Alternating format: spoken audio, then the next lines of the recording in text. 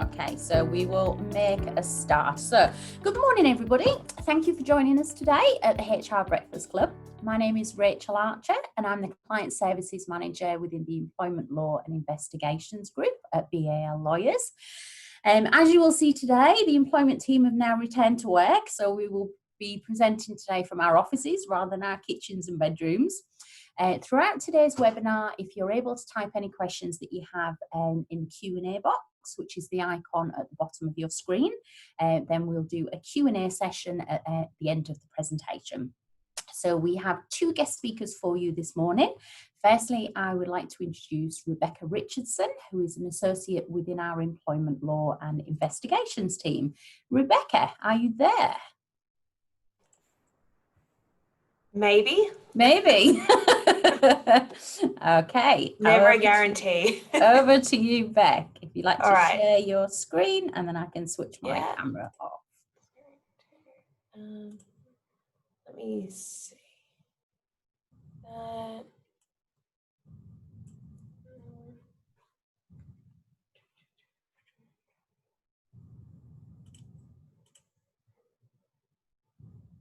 Perfect. Yeah, great. Thank you, Beck. Great.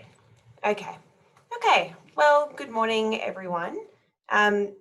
So obviously the topic today is talking about flexible work, and especially in the post-ish COVID era.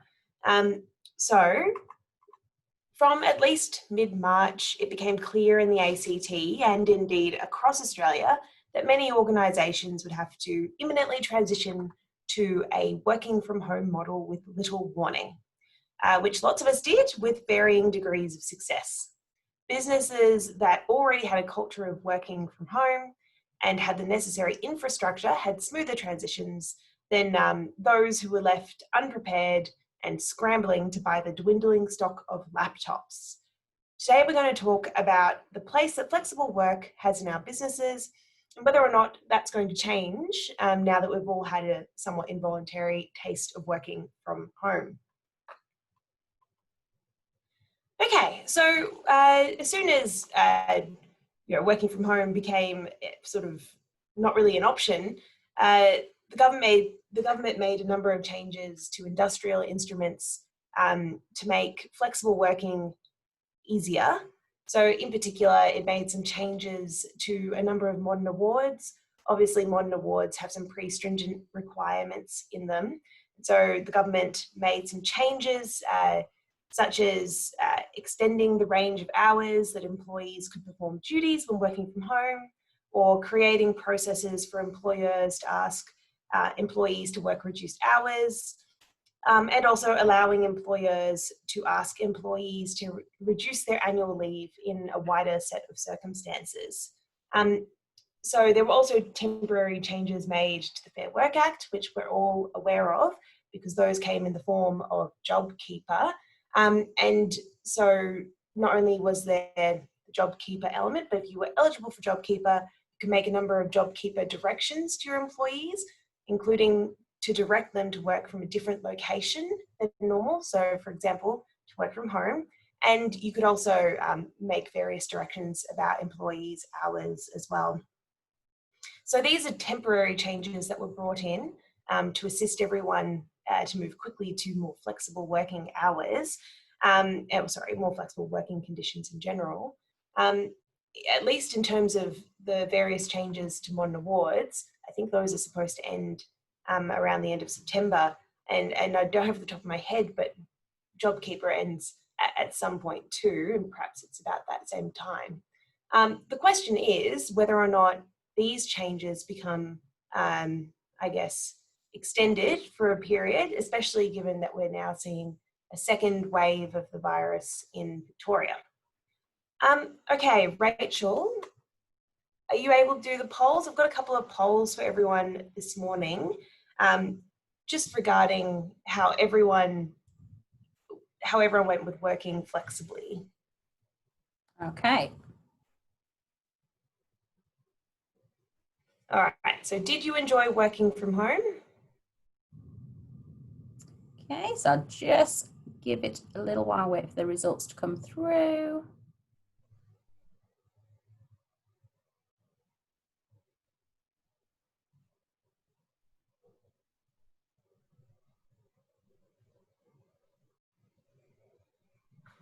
Okay, there we go. So I will share the results with you. Ah, there we go. All right. So 70% of people enjoyed working from home. Yeah. In fact, no one didn't like working from home. Although I note a couple of you have mixed feelings about it. Yeah, so I think that's, certainly something that, I've seen as well, anecdotally among colleagues. People did seem to enjoy working from home to a certain extent. All right, I think we have a second poll. Because you all are, most of you probably are HR majors, the next question is whether or not your employees reported that they enjoyed working from home.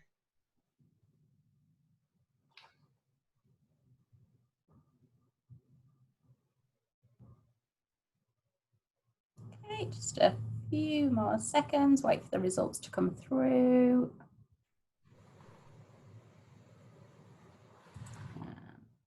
There we go. Ah, okay, yeah, so there were, okay, that's more 50-50. Okay, so most people, I guess, liked working from home, or at least liked some aspects. It seems that more people had mixed feelings, perhaps, or were at least reporting mixed feelings about working from home. Of course, this isn't the typical circumstances in which someone might normally be working from home. There's usually probably not a global pandemic at the same time. So perhaps some of those mixed feelings might disappear if it were normal circumstances. So luckily for us, we have a law clerk who has very carefully gone through and pulled out some statistics about how everyone else feels about working from home. So apparently 98% of employees would like to work remotely at least some of the time for the rest of their careers. And almost 2 out of 3 employees say having a choice in the work location is key to choosing an employer. 86% of parents want to work flexibly, compared with 46% pre-COVID. And so obviously people just perhaps hadn't considered working from home before COVID, and now that they've done that, they've noticed that there's a number of benefits. Of course, when we're talking about working from home, not everyone can do that. So if you work in a service industry, or if you work in what we now know to be an essential industry, obviously it's not feasible to work from home all the time. So about 30% of Australian workers have capacity to work from home. And the types of work that can be done from home, it seems to be that higher income households are more likely than other demographics to be working from home, and that evidence suggests that higher income earners who work from home are more likely than the average to say that they and their partners are coping well during COVID. So it seems to me that perhaps, a number of us did enjoy working from home, and probably not all of us worked from home before COVID, and some of us might not have done it at all, or at least not done it on a regular basis. So the question that we've received quite a bit is in terms of getting people back to the office. So do employees have a right to work from home? So the first place to start would be the Fair Work Act, and in particular, Section 65 of the Fair Work Act. I considered putting Section 65 on the slide, but as it turns out, it's really large.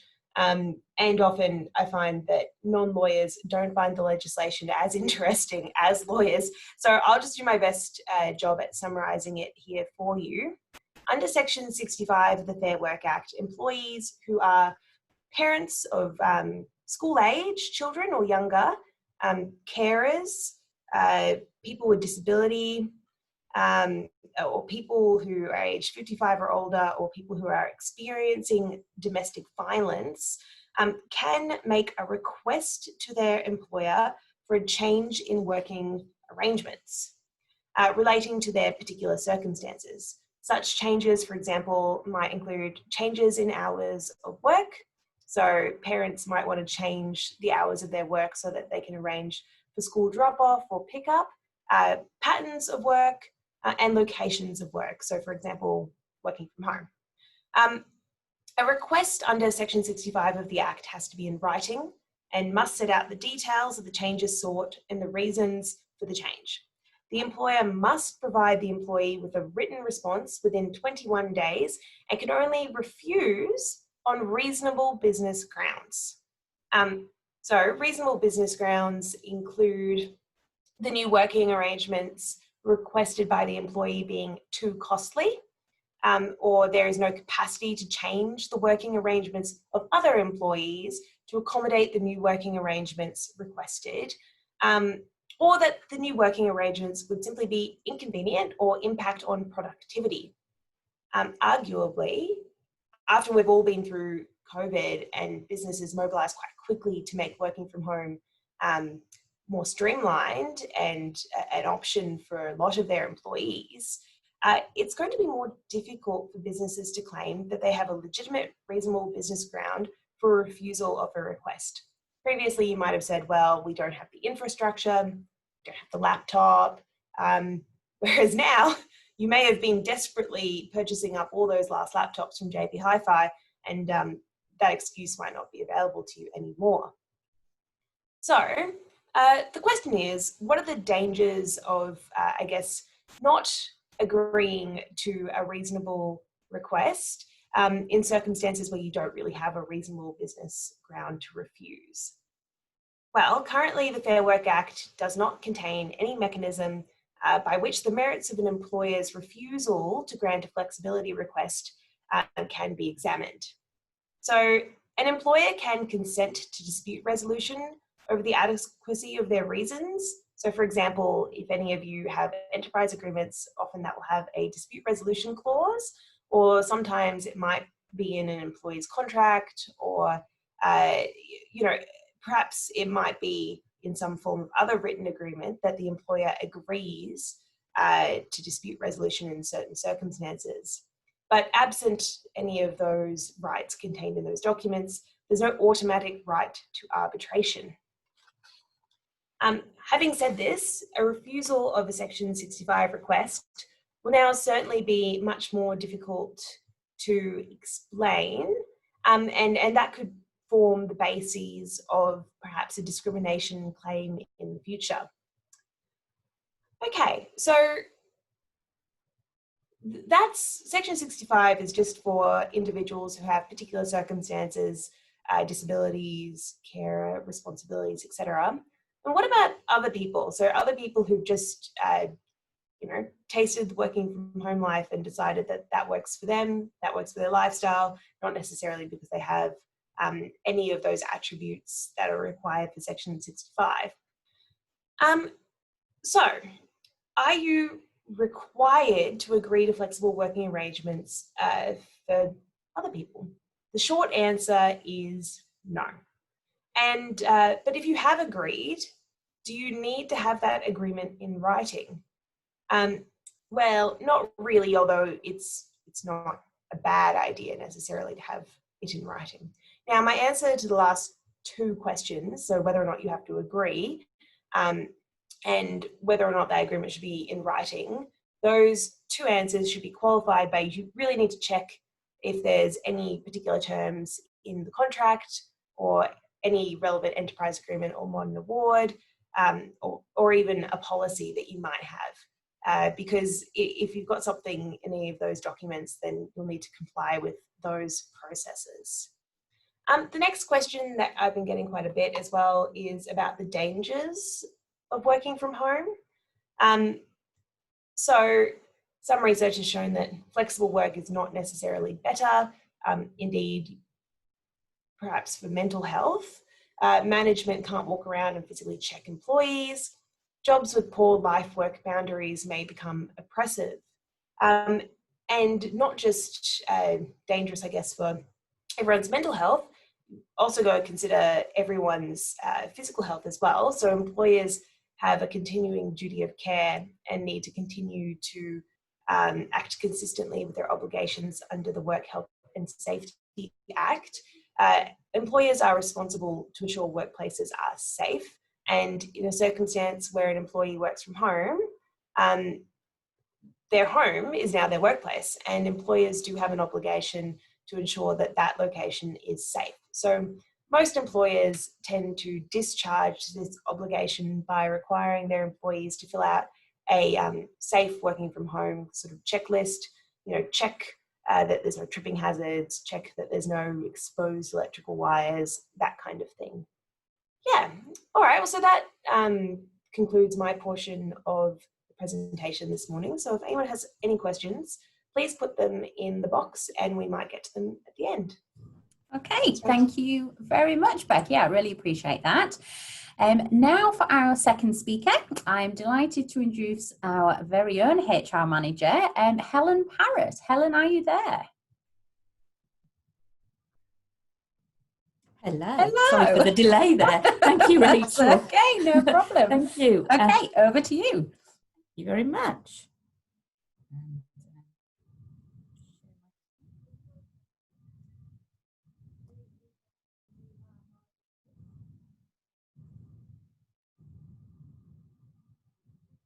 Okay, perfect, Helen. Thank you.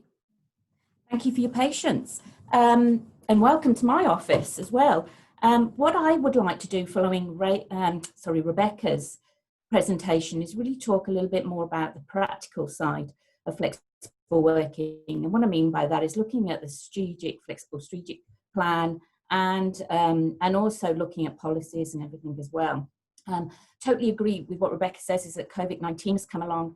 And I think as HR managers, we've had to really focus on that of flexible working and really analyse our own organisations and also industries to flex to the requirement of the business, clients, etc. as well. But saying that, going back to before the COVID pandemic, organisations were also changing their mindsets on flexible working. And what I mean by this is that the traditional way we're looking at flexible working was really, we looked at the individual's needs for flexible working, their personal requirements for that flexible working. Whilst organisations were starting to look at flexible working more from a redesigning their workforce to look at enhancing productivity and also well-being as well. So I think a lot of organisations were starting to look at this. I just think COVID-19 pandemic started to really speed it up a lot more. I also want to just make you aware is that when I go through my slides, is to remember that not all flexible working options and everything are suitable for all organisations or industries. So that's why it's so important to look at your area in more detail and as an individual organisation as well. So first of all, what I'd like to do is just go through really again, emphasising what flexible working is. So flexible working means providing your employees with tools to do their jobs in new and more effective ways. It also involves giving them the right mixture of technology. They will need to become more flexible and have and how and where they work, and equip them with the skills to react to the changing customer behaviours as well. So pandemic was a good example of that, is that how we've had to really flex our organisations to ensure that we can have that remote working environment, or that and that we're still providing the client and the customer service that we need to do, whether that's from an internal point of view or an external point of view as well. People can be more motivated and work more effectively. I think the polls that we've just done show a little bit of that as well, is that, some people thrive from that remote working, on occasions, but also like that personal connection as well. So I think my experience with that is that you have to treat people as individuals and work them through flexible working, because when it's kind of like the whole organisation has to go remote, some people deal with that quite easy, some people don't. And I think that's like managing change with anyone, is that it's helping people through those processes. Also, we look at what more you'll have the ability to be able to offer improved levels of service to your clients and customers, thanks to your better connection and more collaboration with teams and employees. And with that, that means flexibility comes in different ways when we look at organisations. So when we look at flexibility, we can look at it from flexible working time.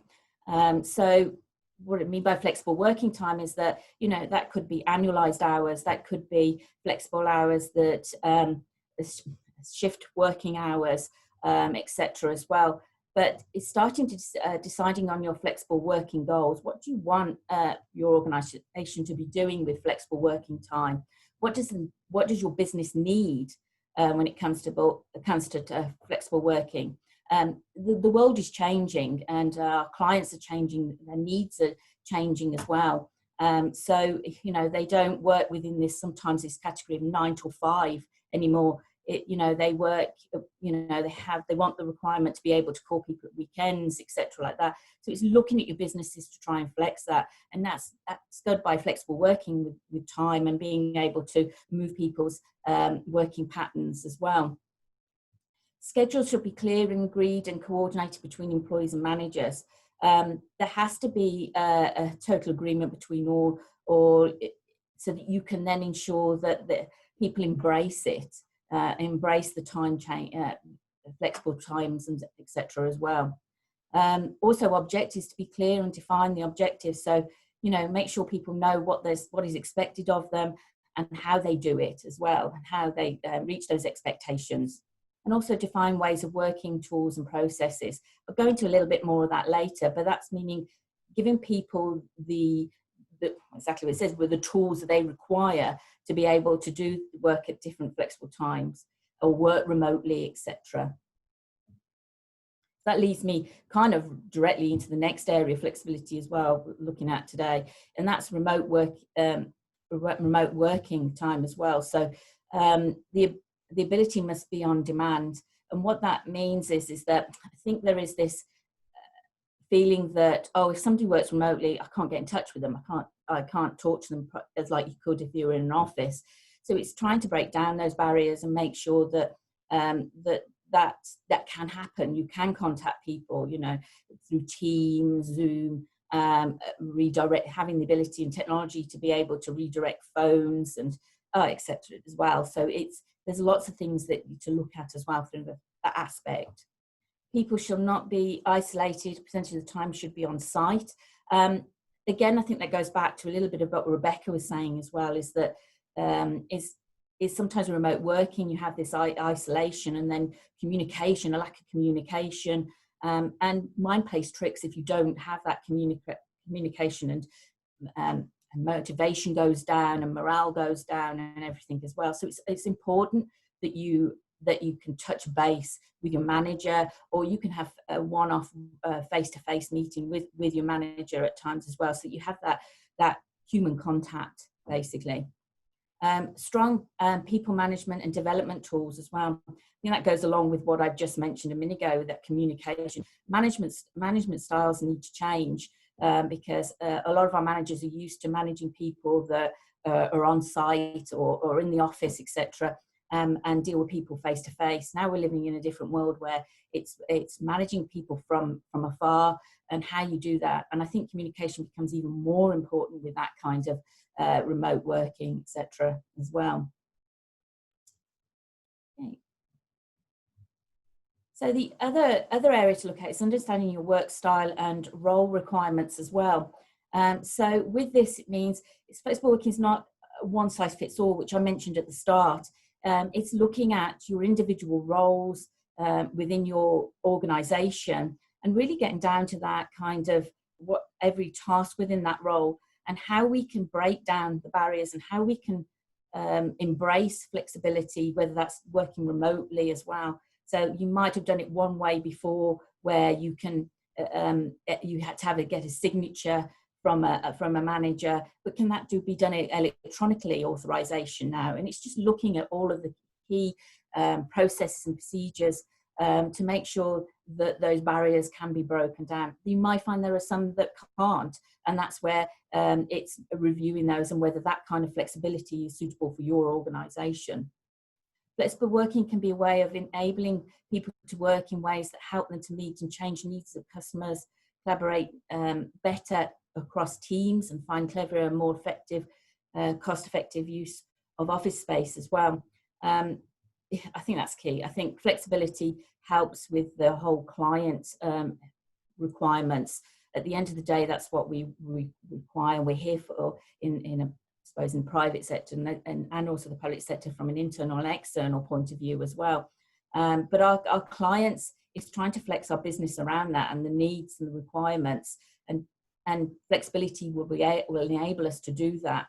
Also is cost effective as well. Do you need all the office space that you've got? Can it be reduced? Can you share it with other organizations? It also looks at that as well from a productivity point of view as well. Think about your various types of workers too, the jobs that they do and the working styles that they do as well. So it's to look at putting together a flexible working strategy. You need to look at every individual and understand their whole work pattern and their work tasks, etc., to really get an understanding of how flexible working could work for you within the business. So, as always, change is never easy, and I think we've all probably found a little bit of that through this whole pandemic, is that we've had to change our way of thinking, and I think from HR point of view, we've been in the whole of that, we've been embracing that and trying to develop that and move it forward. But there are 4 key areas that you need to address to build a flexible working strategy. So some of you may have done this way before now, doing the flexible working strategy and also policy as well. But some people also were doing it whilst COVID was going on, is to look at that strategy. And the flexible working strategy moves. It's not that's it, we've done it. It basically moves with one is your environment, your client as well, and your organizational changes as well, strategies as well. So the 4 key areas that I believe that really you look at is really space, people, technology, and processes to help you develop that flexible working. So I'm going to have a look at, just discuss a little bit of those 4 strategies. So let's take people to start off with. One of the key areas that we need to look at is really changing people's hearts and minds about flexible working. There is this kind of stigma around flexible working that, oh, it never works, I can't see the person, I need somebody to be in the office working or within the organisation working to be able to manage them or organise them to even get the work done. I think it's changing people's mindset that flexible working can work for you and can work for the organisation, and how that works as well. So there is a lot of looking at your framework of your change management as well. So is how do you bring your employees through that process of changing mindsets as well. The other area is changing management and leadership styles to another, to embrace flexible working. We train our managers to manage people very much face to face. It's now looking in the tools and giving them the support on how to manage their people now, and explain to them what the differences are of having them in the office and also remotely as well.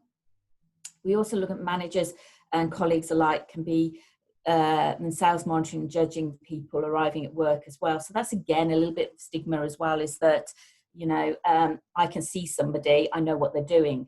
If I can't see them, I don't know what they're doing. And there's this ability of thinking if somebody's here 9 till 5, that's them, they've done their job and they've and what's required of them.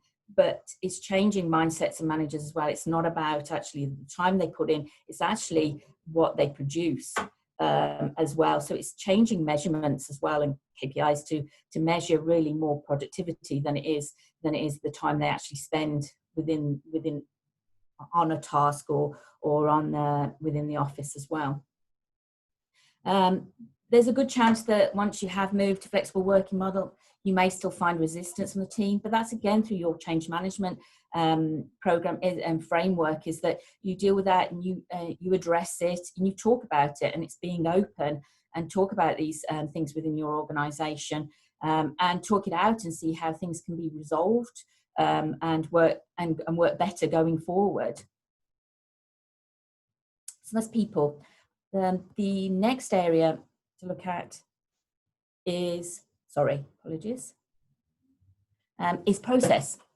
So process is to enable new ways of working. You need to understand how and why people work the way they do.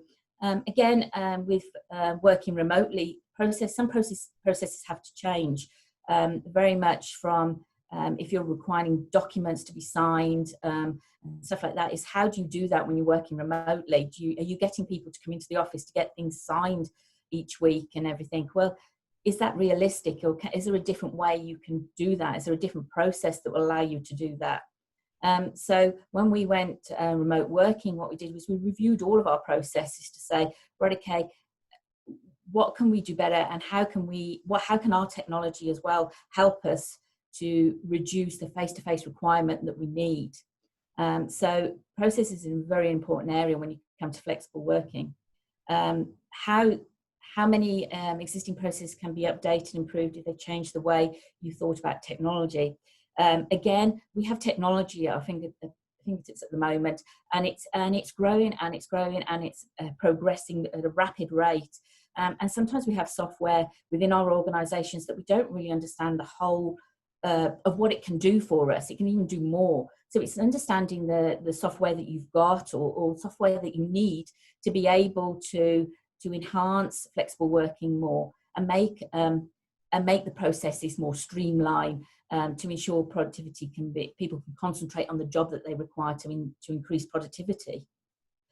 Also to provide people with clear guidance on working principles and tell people about best practices as well. So be very clear on what is required of them, and also is to communicate those best practices through how to deal with data, how to deal with security as well, so training staff on security areas as well when it comes to working remotely, etc. But also the health and safety aspects as well, which Rebecca went through earlier.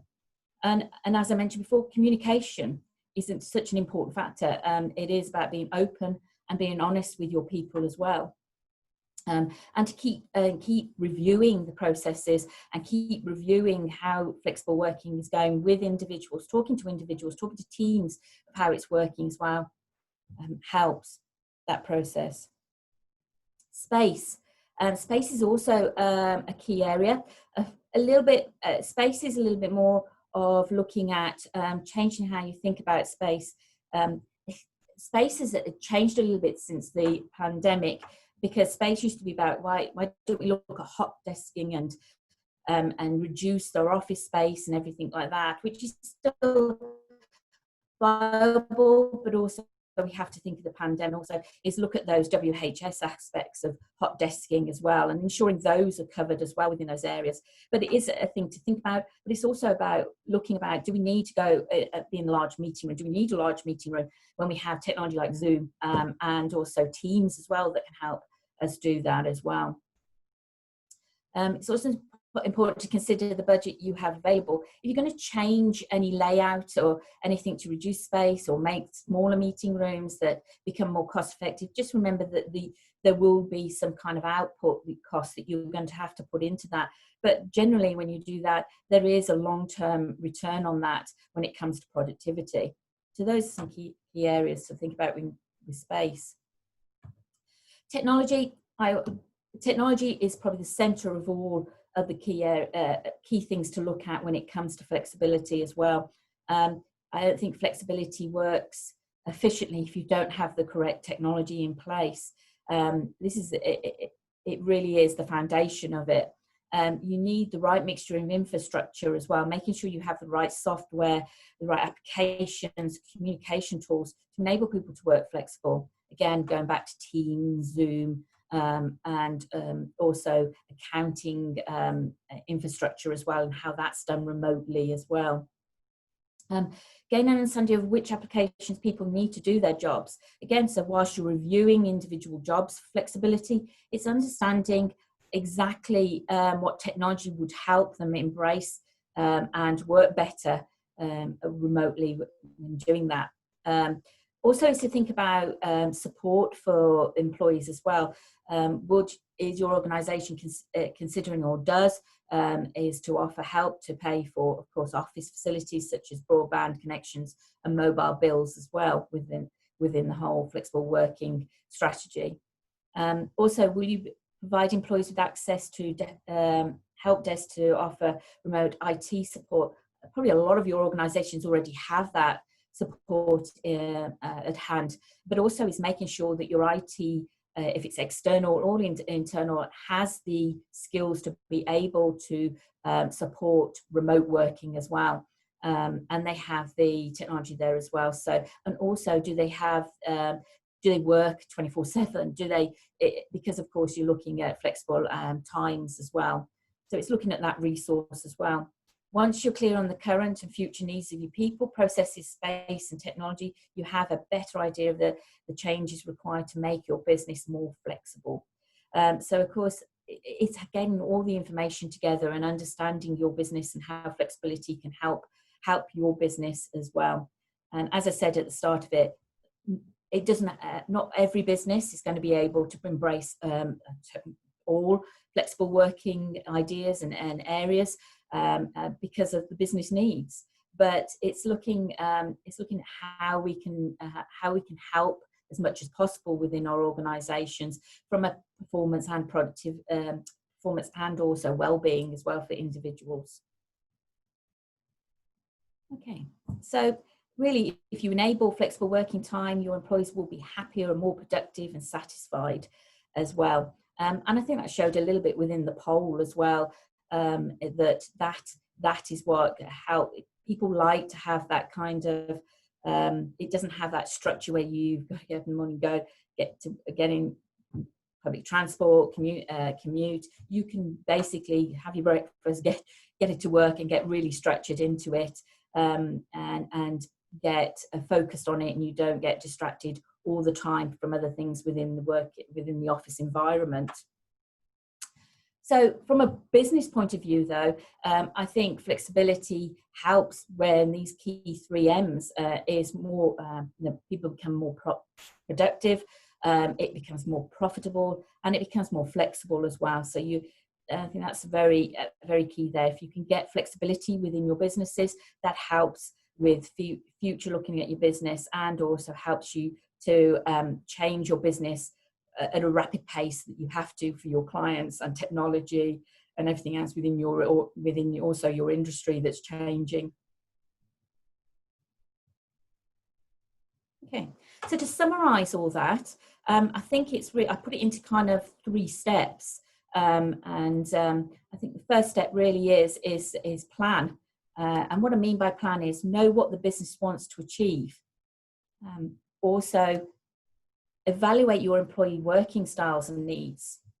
Again, going back to that, understanding what the job roles are and what is required for the business to be able to satisfy the business needs going forward.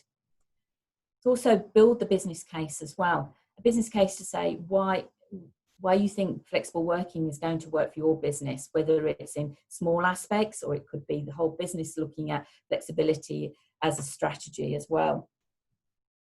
Let's also be clear on the change management implications as well. How will the culture, policies and procedures need to adapt as well?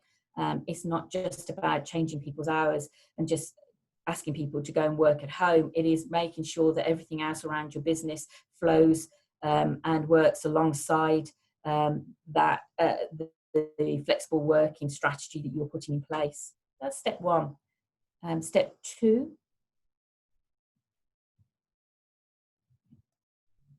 Step 2 is deploy. So design, planning and working practices and policies. So look at, now you've analysed and found what needs to be done, is then plan and work around those practices and policies as well to adapt them to be able to be more flexible. Also, fully scope of technology and changes in work environment to be developed and deploy as well. So look at what you've got when it comes to technology and what can help and support individuals. And communication of change on culture, policy and procedures throughout the organisation. It's really get your staff involved as soon as possible with the change, and also the ideas as well, and also to discuss what they feel is roadblocks, etc. as well, because that just helps the whole process flow a lot better for you.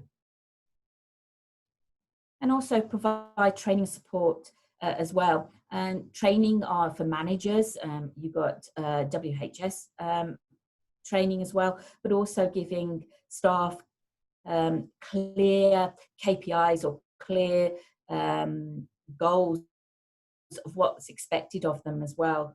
And also is to support, or results as well, is to support and look at all times of how to ensure that people can actually achieve their goals that they require, or KPIs as well.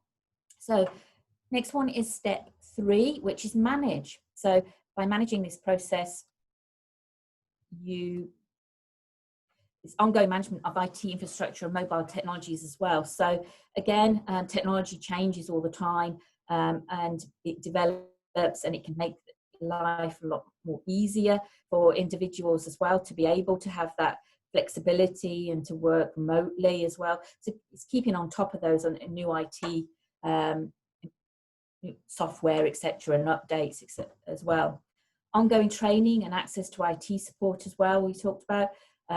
So keep on training. Training doesn't stop because somebody's working remotely. It's about looking at, Zoom through webinars, etc., as well, and just looking at different ways of training staff, e-learning, etc. And also access to IT support. Just keep reviewing it and make sure that people are getting the support they're required. Because the biggest frustration is that going to work from home and you can't get onto the system because there are certain IT issues, etc., as well. So making sure that that transition also is supported, and also is kind of as streamlined as much as possible. Also, metrics in place to measure success. So you have the KPIs there, you have the measurements as well. So trying to get away from this 9 to they've done the hours that are required of them, and measuring people through the time that they are in an office or whatever. It's about measuring them on their productivity as well. And also regular employee feedback to learn and optimize against as well. Feedback goes both ways, of course, and it's ensuring that you do keep an open ear to all your employees' feedback, and giving them opportunities to feedback as well about the processes as well, whether that's regular chats with staff members, or whether that's talking to sections as well and saying how's it working for you, what would make it easier, what are the obstacles that are preventing this from happening. Okay, well, that's my presentation. As I say, it's a summary, those 3 key steps. I think if anybody's got any questions, and I'll hand over to you, Rachel. Okay, thank you very much, Helen, and also thank you to Rebecca. Can I please thank everybody for joining us this morning for the HR Breakfast Club. I think all of the questions have already been answered within the presentation, so thank you, ladies. Our presentation has been recorded this morning and will be up on our website shortly. Our next HR Breakfast Club will be held on Friday, the 21st of August. We will have some more guest speakers joining us next month, and the calendar invite will be sent out to you over the next few weeks. And you can also RSVP through our website, which is hrbreakfastclub.com.au. Our latest podcast has also been released on our website yesterday, which is titled Psychological Dimensions of Returning Employees to Work After a Crisis. So I hope you all enjoy listening to that. Thank you all again for joining us. Please stay safe and goodbye. See you next month.